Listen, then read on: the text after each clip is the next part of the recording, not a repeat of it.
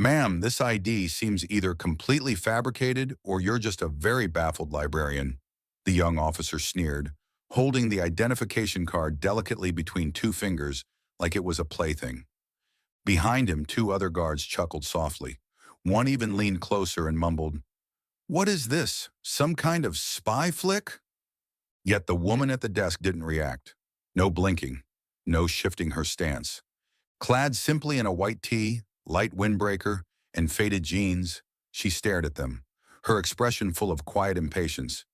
She didn't protest, didn't shout. She just calmly stated, "Try the scan again."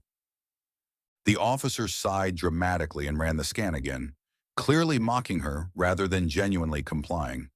This was a restricted military installation. Entry required multiple levels of clearance. No one simply walked in, especially someone who looked like she hadn't set foot in a federal building in years. He fully expected a red light and rejection. Instead, the device flickered once, then again, and suddenly shut down. The scanner froze. Monitors dimmed to black. The main display blinked blue just briefly before it began showing streams of encrypted code. Eventually, it rebooted to a black screen bearing a luminous golden blue seal.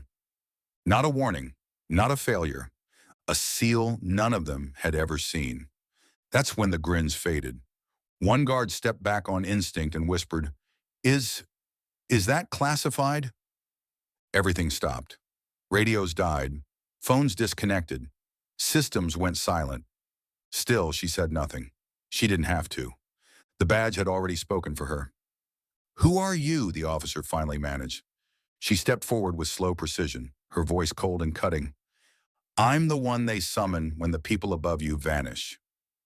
The atmosphere shifted. Two men in suits were suddenly behind her, not entering from the main door or any checkpoint. They were just there. "Agent Monroe," one said with a courteous nod.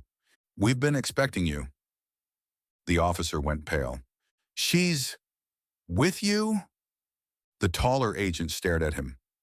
"Number, we're with her." In that instant, the power dynamic collapsed. This woman didn't just have clearance, she created the clearance system. That mocked ID was never meant to be scanned. It was a master key. She wasn't there for a meeting. Her presence was a trigger. Now the entire building recognized her.